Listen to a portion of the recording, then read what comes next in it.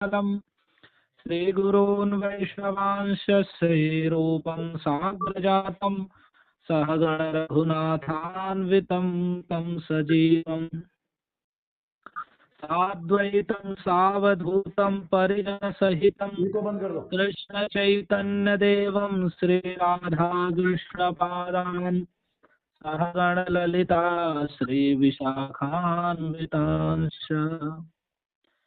हे कृष्ण करुणा सिंधो दीनबंधो जगत्पते गोपेश गोपिकान्त राधाकान्त नमोस्तुते।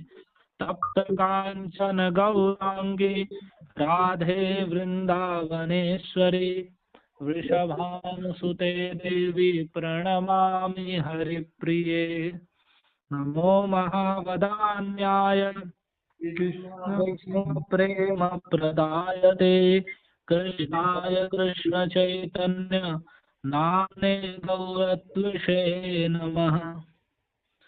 जय श्री कृष्ण चैतन्य प्रभु नित्यानंद श्री अद्वैत गदाधर श्रीवासादि गौर भक्त वृंद। हरे कृष्णा कृष्णा कृष्णा हरे हरे हरे राम राम राम हरे हरे।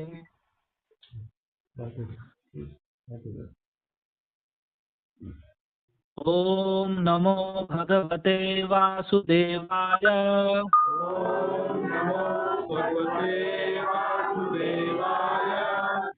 ओम नमो भगवते वासुदेवाय।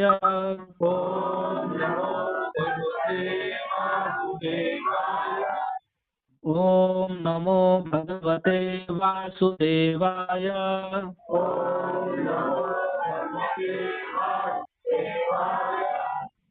ये अपि अन्य देवता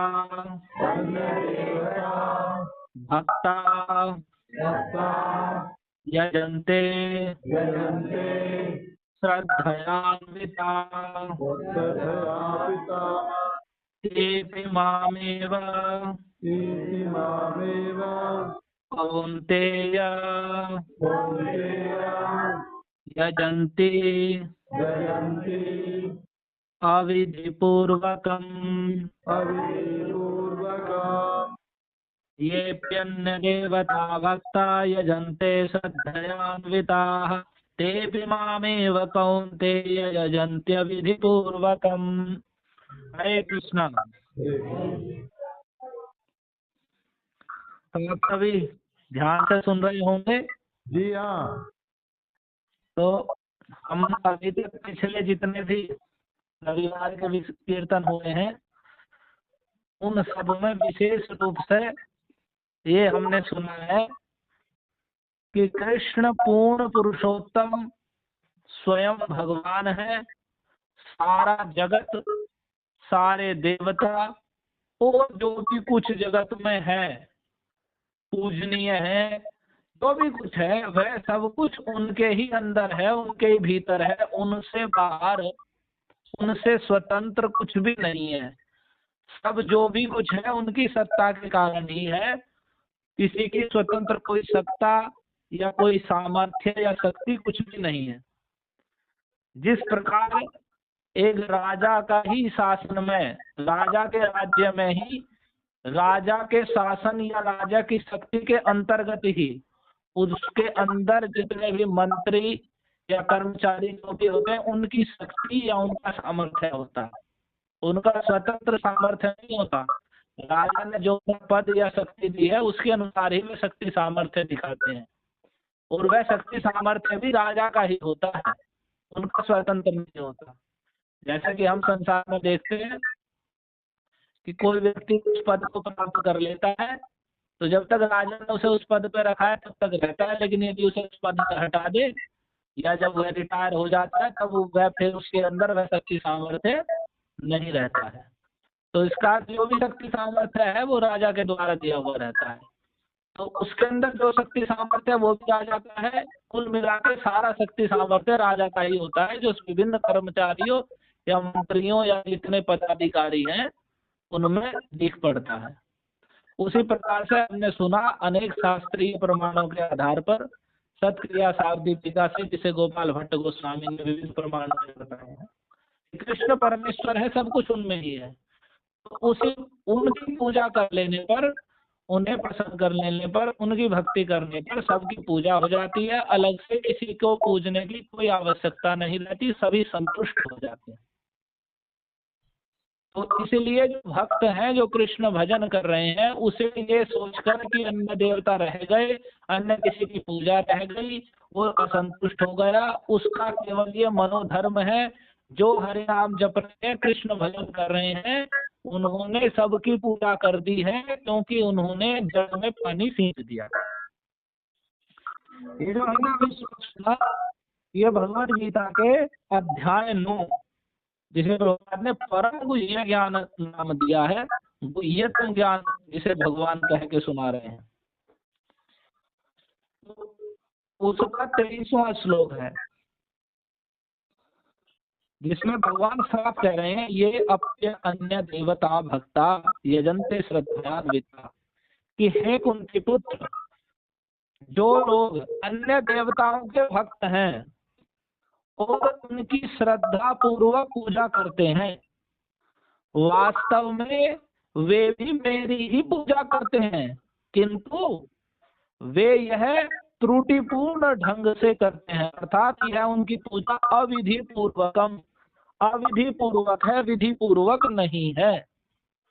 अर्थात जो अन्य देवताओं को पूज रहे हैं वे भी, क्योंकि जो देवताओं के अंदर शक्ति सामर्थ्य है, किसी के भी अंदर है, वह कृष्ण का ही है, तो जो भी पूजा हो रही है वो कृष्ण की ही हो रही है।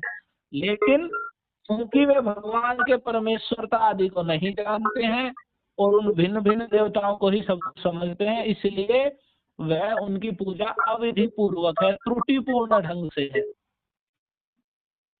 अगले श्लोक में भगवान ने इसका फल ही बताया है कि ऐसा करने से क्या होगा। अहम ही सर्वयज्ञानां भोक्ता च प्रभुरेव च न तमामपि जानन्ति तत्त्वेन तस्यवन्ति ते। क्योंकि हे अर्जुन, ये त्रुटिपूर्वक क्यों है?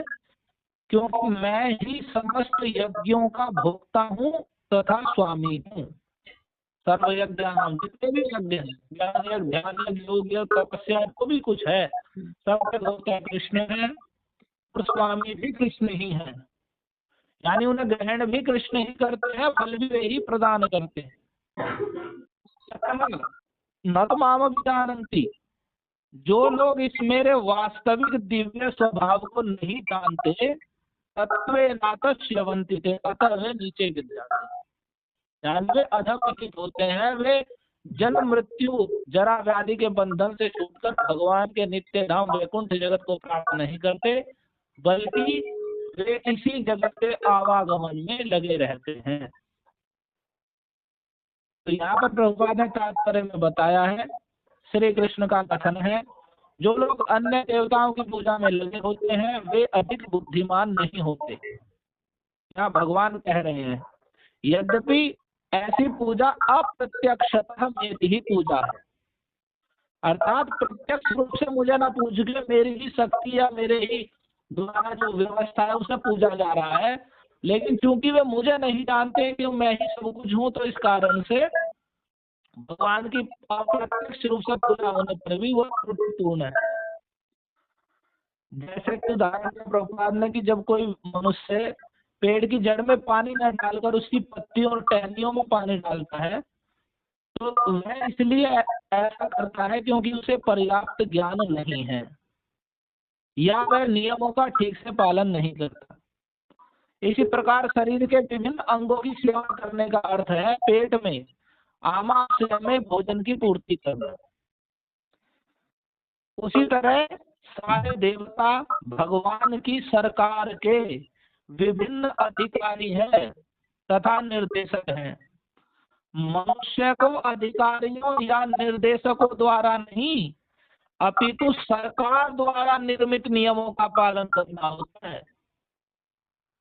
हम जो नियम जो नियम पालन किए जाते हैं जो सरकार के द्वारा दिए गए हैं। सरकार के बनाए हुए नियम भी अधिकारी, निर्देशक या मंत्री सब कर्मचारी करते हैं और प्रजा भी उनके पालन के लिए होती है, ना कि वे स्वयं नियम बनाने वाले हैं, वे भी नियमों के अधीन है। उसी प्रकार से जो मनुष्य है वह अधिकारी और निर्देशकों द्वारा उनके नियमों का पालन नहीं बल्कि सरकार के नियमों का उन्हें पालन करना होता है। इसी प्रकार हर एक को परमेश्वर की ही पूजा करनी चाहिए, जो परम नियंता है, परम ईश्वर है, जो सभी के एकमात्र स्वामी है, जिनसे ऊपर कुछ नहीं है, उन परमेश्वर भगवान श्री कृष्ण की ही पूजा करनी होती है। इससे भगवान के जितने अधिकारी या निर्देशक देवता गण आदि हैं वे स्वतः ही प्रसन्न या तुष्ट या पुष्टि लाभ करते हैं। अधिकारी या निर्देशक तो सरकार के प्रतिनिधि हैं, अतः इन्हें घूस देना अवैध है। यहाँ पर प्रभुपाद कह रहे हैं अगर हम कृष्ण की पूजा छोड़कर और अलग अलग भिन्न भिन्न देवताओं की पूजा करके कुछ मांग रहे हैं और सोच रहे हैं कि देवता हमें दे रहे हैं, ये ऐसा हो रहा है जैसे कि मान लो कोई व्यक्ति सरकार को जैसे पैसे ना दे, सरकार का टैक्स ना भरे और जो है भिन्न भिन्न जो अधिकारी हैं उन्हें घूस दे देकर अपना कुछ काम निकालता रहे। तो ये घूस देने जैसा ही है, रिश्वत देने जैसा। जो बुद्धिमान व्यक्ति है वो ना रिश्वत देते हैं और इस प्रकार से ना ही अवैधता को वो प्रचारित करते हैं, आचरण में लाते हैं। वे जो सरकार का जो नियम है या है टैक्स है, वहां उस धन को या जो भी कार्य है उसे करते हैं, यानी सरकार को, राजा को तुष्ट करते हैं, ना कि अधिकारियों को घूस देते हैं। लेकिन जो अल्पज्ञ लोग हैं वे वहां ना करके वैसा करते हैं। उस कारण से जो सरकार का डंडा चलता है तो वे देने वाले भी और वे अधिकारी दोनों के दोनों उसकी चपेट में आते हैं और उसका फल भोगते हैं। तो वैसे ही जब ऐसे लोग जो भिन्न भिन्न देवताओं की पूजा करके और वहां से कुछ फल लाभ करते हैं, वे सोचते हैं देवता दे रहे हैं, लेकिन उन्हें नहीं पता सब कुछ दिया हुआ कृष्ण के द्वारा ही है। जो शक्ति सामर्थ्य है वो कृष्ण का ही है, लेकिन फिर भी वे उन देवताओं के द्वारा क्या समझ के उनमें लगे रहते हैं और इस जन्म मृत्यु जरा व्याधि के चक्र में ही पड़े रहते हैं। वे भगवान के धाम की साक्षात प्राप्त नहीं करते। तो इसलिए यहाँ प्रभुपाद कर रहे हैं, इसलिए इस ऐसे भगवान को छोड़कर अन्य देवी देवताओं को स्वतंत्र ईश्वर मानकर अन्य कामनाओं से युक्त होकर उनकी पूजा करना अविधि पूर्वक है, ये विधि पूर्वक नहीं है। स्वयं भगवान श्री कृष्ण भगवद गीता में बोल रहे हैं। दूसरे शब्दों में कृष्ण अन्य देवताओं की व्यर्थ पूजा का समर्थन नहीं करते, यानी भगवान साफ कह रहे हैं मेरी पूजा करो, मेरी पूजा में ही सब कुछ है, सबकी तुष्टि है। तुम व्यर्थ ही बिना कारण ही भगवान को छोड़कर या ये सोचकर ये देवता अब भिन्न भिन्न है, ये स्वतंत्र है, ये नाराज हो गए, कुछ कमी रह गई, ऐसी पूजा का भगवान कोई समर्थन नहीं कर रहे हैं। वे साफ कह रहे हैं कि मेरी पूजा करो और मेरे भक्त बनो, उससे ही सब कुछ जो भी तुम चाहते हो, लौकिक सुख या पारलौकिक सुख या मेरा धाम, जो भी कुछ वह सब कुछ प्राप्त होगा। और आगे अगले वाले श्लोक के तात्पर्य में और प्रभुपाद ने ये स्पष्ट किया है कि सारे जितने भी यज्ञ हैं या जितने भी वैदिक शास्त्र का आदेश है वे सब के सब भगवान श्री कृष्ण को ही प्रसन्न करने के लिए हैं, क्योंकि यज्ञ का अर्थ होता है विष्णु, यज्ञो वही विष्णु। तो भगवद गीता के 30वें अध्याय में स्पष्ट किया गया है कि मनुष्य को चाहिए कि वह यज्ञ श्री विष्णु को प्रसन्न करने के लिए ही कर्म करे। जो भी मानव सभ्यता में वर्णाश्रम धर्म या शास्त्र के नियम हैं वे सब के सब विशेष रूप से भगवान श्री विष्णु को प्रसन्न करने के लिए हैं। इसलिए भगवद गीता के इस श्लोक में भगवान ने साफ बता दिया है कि मैं ही समस्त यज्ञों का भोक्ता हूँ, क्योंकि मैं ही परम प्रभु हूँ।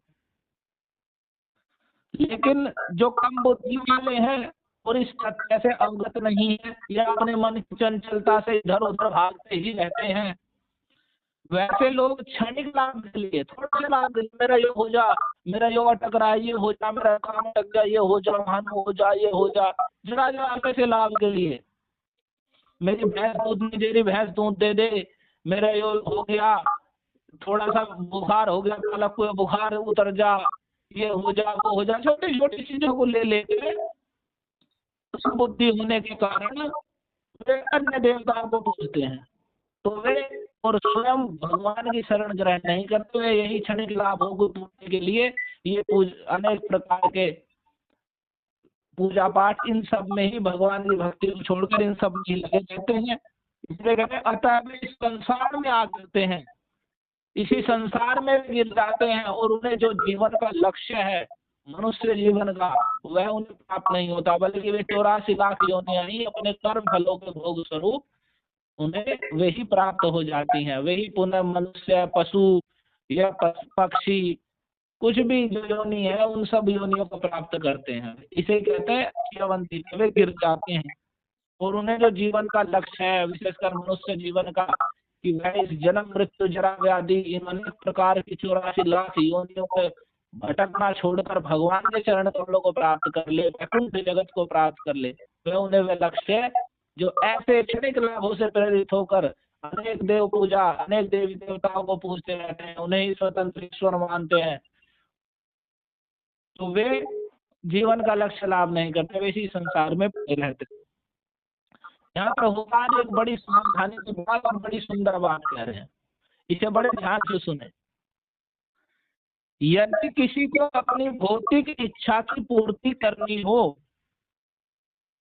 यानी हमारे मन में भौतिक का मतलब संसार के धन, स्त्री, पुत्र, परिवार कुछ भी अगर हमारे मन में ऐसी इच्छा भी है, उसमें ही हमारी मति रची पची है, तो भी हमारे लिए अच्छा यही होगा कि उसके लिए हम परमेश्वर भगवान श्री कृष्ण से ही प्रार्थना करें। यद्यपि प्रभुपाद सावधान कर रहे, यद्यपि ये शुद्ध भक्ति नहीं है, शुद्ध भक्ति नहीं है, लेकिन फिर भी शुद्ध भक्ति का अर्थ है भौतिक कामनाओं के विलासा से रहित होकर कृष्ण तो मेरे नित्य स्वामी है, मैं भगवान का नित्य दास हूँ, वे तो सदा सदा मेरा पालन कर ही रहे हैं और सदा ही करेंगे, मेरे पास जो कुछ है वह सब कृष्ण सेवा के लिए है, ऐसी भावना करके सदा सर्वदा कृष्ण के नाम रूप गुण लीला का कीर्तन स्मरण करे, उन्हें नमस्कार करे। भगवान मेरे नित्य स्वामी है, मैं उनका नित्य दास जीव हूँ, मैं शरीर नहीं हूँ, मैं जीवात्मा हूँ। तो इस भावना से ये शुद्ध भक्ति का स्तर है। लेकिन यदि हम अपने भौतिक कामनाओं से भी हमारी मति लगी हुई है, तो यहाँ कह रहे हैं जो परमेश्वर है, जैसे किसी व्यक्ति को कहे यदि तुम्हारा कुछ काम अटका हुआ है तो तुम सीधे उच्च अधिकारी के पास जाओ, ये छोटे छोटे जो चपरासी हैं उन्हें रिश्वत देके और यहाँ मत फंसो, नहीं तो यहाँ ऐसे ही भटकते रहोगे। अच्छा है तुम सीधे जो सर्वोत्तम अधिकारी है उसके पास जाओ, वो एक क्षण में वैसा कार्य होता है। लेकिन फिर भी जो मूर्ख है वो ऐसे ही करते रहते हैं, घूस देने की उन्हें आभास रहता है और वो ऐसे ही करते रहते हैं संसार में। वे सरकार से टैक्स चोरी करते हैं और उन्हें घूस दे देकर उन्हें भरते रहते हैं। तो वैसे ही यहाँ लोग हैं, वे भगवान की भक्ति नहीं करेंगे, भगवान के चरणों में कृष्ण के चरणों में आत्मसमर्पण नहीं करेंगे, लेकिन ये मन गणंत ढोंग ढकोसले और आज के कलयुग में तो बहुत ज्यादा ये दुनिया भर के वहाँ चले जाओ वो कुछ बता देगा, ये हो रहा है वो हो रहा है, वहाँ कुछ कर दोगे तो ये हो जाएगा, जो धर्म के शास्त्र के बिल्कुल विरुद्ध है, पाखंड है, उनमें मति लग जाती है, तो सब भ्रष्ट होकर चले जाते हैं। या जो भगवान है उनसे विमुख हो रहे हैं और जो तुच्छ है जिनकी कोई गणना नहीं है, कीड़े मकोड़े हैं, उनमें मति लगा देते हैं। तो वैसे लोग यही अपनी गर्भित योनियों को और इसी जन्म मृत्यु जरा व्याधि में ही पड़े रहते हैं, वे कभी कल्याण को लाभ नहीं करते। यदि हमारे मन में कोई भौतिक कामना है तो भी हम परमेश्वर भगवान श्री राधा मदन मोहन जी से ही प्रार्थना करें, तो उनसे और इस प्रकार से हमें वांछित फल प्राप्त हो सकेगा, हमें वास्तविक जो इच्छित फल है वह भी प्राप्त हो जाएगा। और साथ ही साथ भगवान की विशेषता है कि वे छोटी वस्तु देकर संतुष्ट नहीं होते, जो भी कोई उनकी शरण में आता है उनका स्वभाव ये है कि वे उसे सभी प्रकार के दुखों से छुड़ाने का पूर्ण रूप से प्रयास करते हैं, यानी वे उसकी मति को अपने भजन करने वाले की मति को शुद्ध कर देते हैं और धीरे धीरे वह समझ जाता है कि भौतिक कामनाएं, संसार की वस्तुएं सब नश्वर हैं, इनके लिए भगवान का भजन करना कोई श्रेष्ठ बात नहीं है। भगवान ही वास्तव में नित्य धन है, कृष्ण के चरण कमल ही वास्तविक आनंद है, उनका नाम, उनके गुण रूप महिमा का श्रवण, उनका कीर्तन, उनका स्मरण, यही मेरा नित्य आनंद है। तो ऐसा जान के वह व्यक्ति फिर भगवान की भक्ति की ओर चलने लगता है और वह संसार के बंधन से भी मुक्त हो जाता है।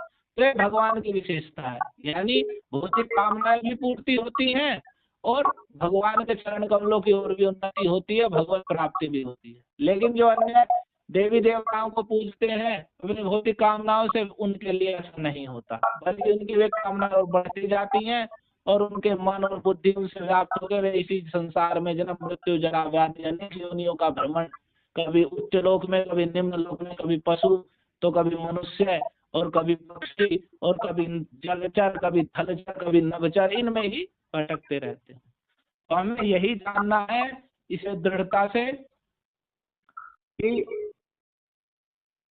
भगवान की भक्ति को छोड़कर अन्य देवताओं को पूजना या कृष्ण भजन करते हुए भी ये समझना कि अंदर कोई देवता रह गया है, ये हमारा मन का भ्रम है, ये केवल हमारी मूर्खता है। हम भगवद गीता शास्त्र से समझे कृष्ण परमेश्वर है, उनकी भक्ति परिपूर्ण है, उसका भजन करने वाले को अन्य ये तुच्छ तुच्छ, ये पूजा, वो देवता, वो ग्रह, वो नक्षत्र, वो शनि, वो राहु, इन चक्रों में पड़ने की कोई आवश्यकता नहीं है। ये अतिशय तुच्छ कार्य हैं, उसे मनोयोग से कृष्ण भजन में ही स्थिर होना चाहिए। इस प्रकार से भौतिक जीवन में भी सुखी रह सकेगा और भगवान के चरण कमलों की प्राप्ति की ओर भी उन्नति करेगा। हरे कृष्णा कृष्णा कृष्णा हरे हरे, हरे राम राम राम हरे हरे। श्रीमद् भगवद गीता यथारूप की जय। श्रीमद् भागवत ग्रंथ राज की जय। भगवान पूर्ण पुरुषोत्तम श्री कृष्ण चंद्र की जय। श्री ब्रजमंडल वृंदावन धाम की जय। जगत गुरु श्रील प्रभुपाद की जय। समागत भक्त वृंद की जय। निताई गौर हरि प्रेमानंदे हरि हरि। धन्यवाद।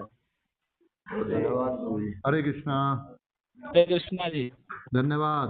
धन्यवाद। हो गया ठीक? हाँ जी, बहुत बढ़िया। आवाज साफ गई है? हाँ, बहुत साफ, बहुत बढ़िया रही। कितने भक्त आए हुए हैं? भक्त तो 25-30 भक्त हैं। मतलब वैसे नहीं है,